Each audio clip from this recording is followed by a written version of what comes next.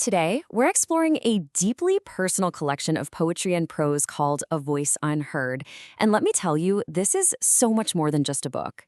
It's really a chronicle of a life spent observing, feeling, and trying to find a place in a world that often didn't seem to have one for its author. You know, to hear a voice that's truly gone unheard, sometimes you have to look past the surface, past all the noise and static. The source text itself is, well, it's fragmented, almost corrupted even. But that fragmentation, that's actually part of the story. It creates this powerful narrative that we get to piece together from the parts that survived. And this quote, this is really the heart of it all. It just perfectly captures that central struggle that fuels every single poem in this collection. This tension between a rich, spiritual inner world and the often mundane and sometimes pretty harsh reality on the outside. So, to really understand the writer, we first have to understand the child. The author's early life wasn't just formative, it was the whole reason writing became, well, a lifeline.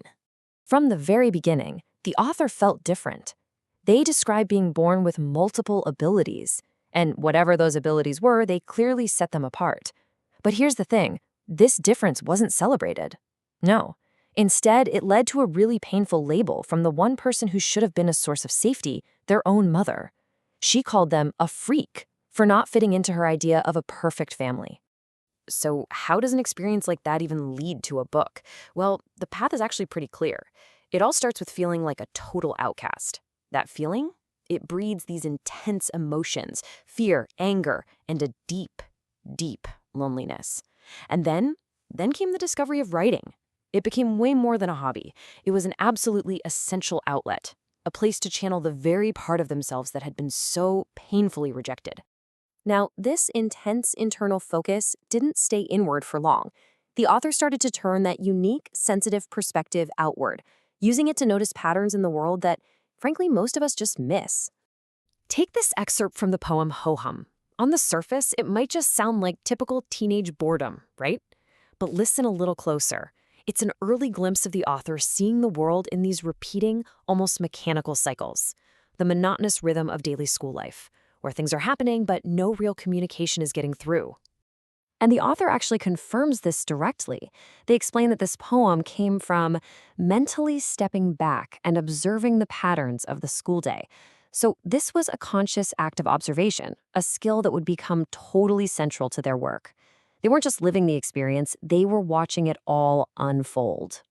This skill for observation soon went much deeper than just daily routines.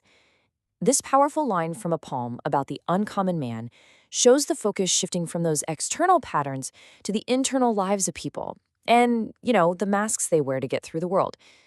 And here's the really crucial point. This wasn't just them judging other people. It was an act of self-recognition. The author realized that almost everyone, themselves included, wore these masks to survive, to try and seem normal. That observation about the world was also a confession about their own struggle to fit in. So, from these personal feelings and social observations, the author's lens began to pull back even further, to take on humanity's biggest, most existential themes. This line from the poem, Conductor, is just absolutely chilling. The author explains it was written right after they read an article about atomic bombs. It just shows a mind grappling with the ultimate consequences of human action, painting this verbal picture of a grim, orchestral kind of destruction. And this dark vision continues in other poems, like Fall.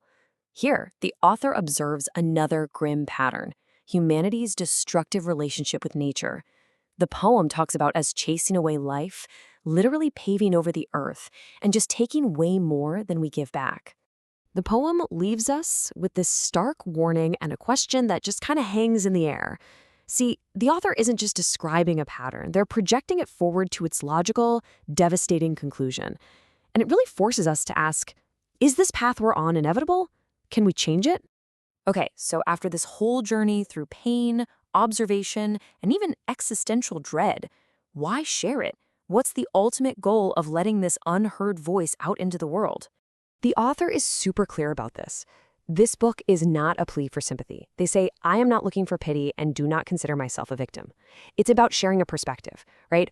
Offering a window into what it was like to grow up feeling fundamentally different in a world that just wasn't ready for it. In the end, the author's goal is humble, but it's also pretty profound.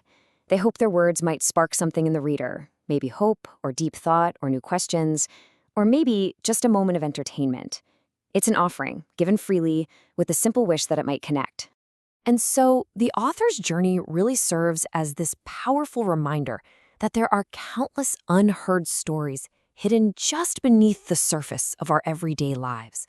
Which leaves us with a final and I think really important question. Whose voice is out there waiting for us to listen?